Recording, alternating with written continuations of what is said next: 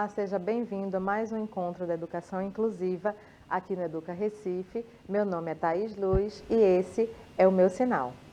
Bom, hoje eu queria agradecer a participação de Anderson, nosso intérprete de Libras. Antes de dar início, à nossa temática, continuidade à nossa temática, eu queria convidar você a se inscrever no nosso canal no YouTube, o Educa Recife. Lá você vai encontrar uma playlist com a nossa página, uma playlist direcionada, à educação inclusiva, onde você vai encontrar todas as temáticas que trabalhamos até agora. Lá também você pode sugerir alguma temática que você queira que a gente aborde aqui, tirar alguma dúvida, fazer alguma pergunta. Nós contamos com a sua participação lá e estamos querendo interagir com você, tá bom? Dando continuidade à nossa temática, nós no nosso encontro anterior falamos um pouco sobre um breve histórico da educação dos surdos no Brasil. Nós vimos o Instituto Nacional de Educação de Surdos, o INES, a importância que o INES tem para a comunidade surda até hoje, e falamos um pouco também sobre o Centro de Apoio ao Surdo, o CAIS, que aqui em Pernambuco também trabalha para a comunidade surda, com a comunidade surda, para a evolução dessa comunidade, para a ajuda, com trabalhos com todas as pessoas, os profissionais que envolvem a comunidade surda. E hoje, dando continuidade à nossa temática, vamos falar um pouco sobre as tendências educacionais, o oralismo, a comunicação total e o bilinguismo. Bom, falando um pouco sobre o oralismo, nós temos em 1880, no Congresso de Milão, apesar do nome, o Congresso de Milão foi, na verdade, a primeira conferência internacional de educadores surdos. Mais de 160 educadores e especialistas reuniram-se entre 6 e 11 de setembro de 1880 para discutir os rumos da educação das pessoas surdas. Neste momento, neste congresso em Milão, apesar de ser direcionado para o estudante surdo, o trabalho com o estudante surdo, foi nesse momento em que se ouviram 12 pessoas importantes na área, e apenas 3 decidiram, votaram para que a língua de sinais fosse utilizada com a comunidade. A grande maioria votou pela não utilização da língua de sinais com os surdos, entre os surdos. Eles votaram pela oralização. Eles achavam que essa língua de sinais, ela voltava atrás, era um retrocesso, na questão da aprendizagem dos surdos. E mesmo um congresso direcionado, a opinião foi pela não utilização da língua de sinais. E nesse momento, a comunidade surda mundial, a gente pode falar assim, teve uma grande perda, porque até se perceber a importância do uso de sinais pelos surdos, E aí, nesse momento, essa quebra, tudo que foi construído foi partido, foi deixado de lado e começado novamente essa questão da oralização.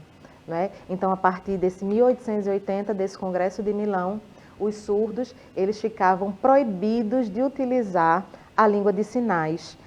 Muitos tinham suas mãos amarradas nas escolas para que eles não utilizassem a mão para fazer nenhum tipo de gesto e forçar a oralização desses estudantes, de crianças, adolescentes, jovens, tendo suas mãos amarradas nas escolas e em casa também, mas principalmente nas escolas, forçando, para esses estudantes utilizarem e aprenderem a oralização.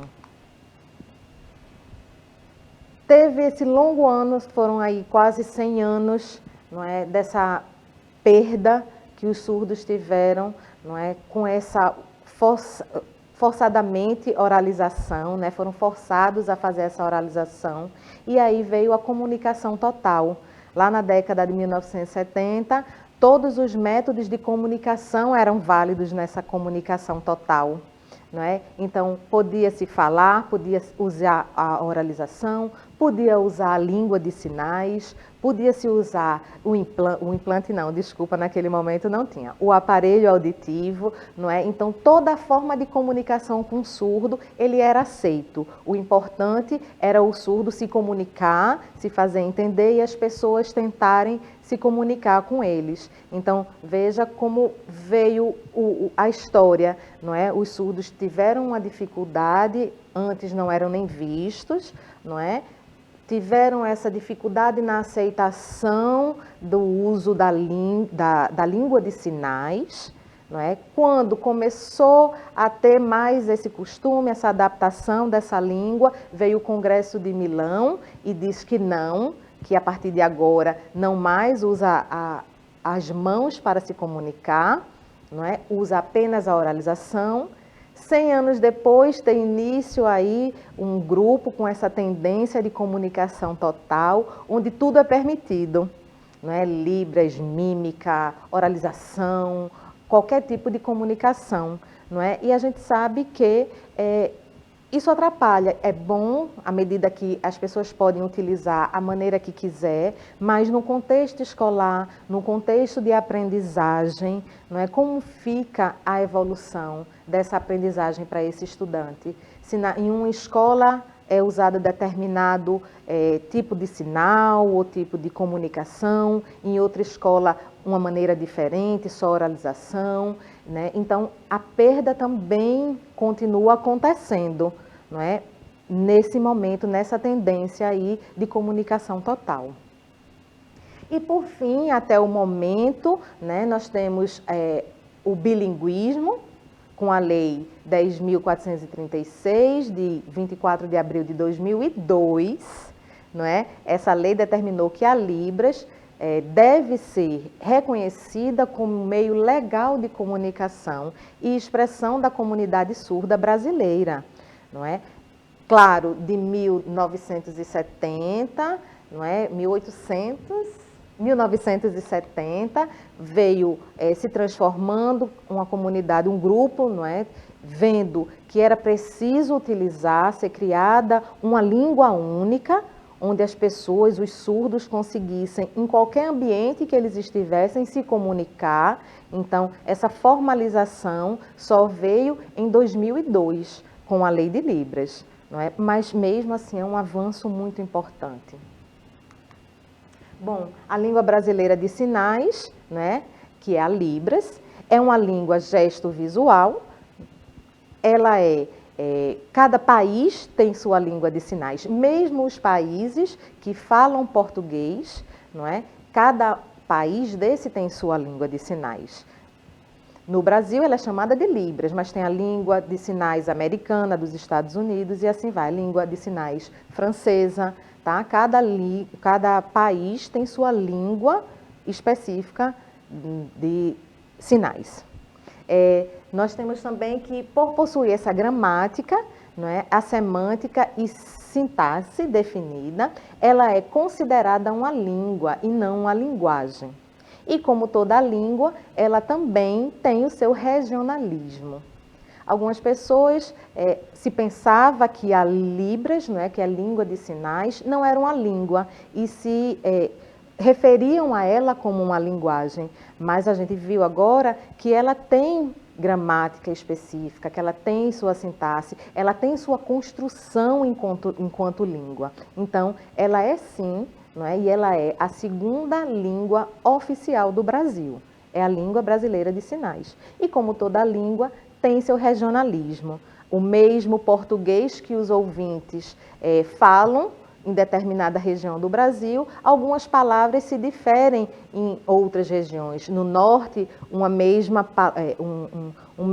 objeto, uma fruta tem um determinado nome, no sul tem outro nome. E assim acontece também com a língua de sinais, não é? Ela também varia, tem essa variação linguística, dependendo da região. Bom, e a gente vem falando da evolução da Libras, não é? Dessa educação dos surdos no Brasil, e a gente se depara com o Setembro Azul, não é um mês tão importante que a comunidade surda comemora. Nós, nesses 2 dias de temática falando sobre os surdos e sobre a educação dos surdos, nós já vimos que o Dia Internacional da Língua de Sinais, ela foi instituída pelo governo no dia 23 de setembro. E tem o Dia Nacional do Surdo, que também é em setembro, que foi o dia da inauguração, não é, do Instituto de Surdos Mudos, lá em 1857, com Ernest. Não é? Então, esses 2 momentos e vários outros, nós vimos também aqui a Conferência de Milão, que também aconteceu em algum momento em setembro, e várias lutas dos surdos têm bons resultados no mês de setembro. Então, por isso é que os surdos, a comunidade surda, tem em setembro, não é, um mês de festas, de comemorações e de lutas, porque a luta da comunidade surda não para. Não é? Estão em busca de cada vez mais melhorar a sua educação, o seu trabalho, a sua comunidade como um todo. Bom, nós ficamos por aqui com a nossa temática de hoje. No nosso próximo encontro vamos falar mais um pouquinho sobre a educação dos surdos, e aí com a sala regular, a sala bilíngue, a sala de educação especial para surdos, qual seria a melhor proposta desse ambiente para que os surdos tenham sua educação dentro das escolas. A gente vai falar um pouquinho desses ambientes no nosso próximo momento. Eu te agradeço por ter ficado até aqui e até lá.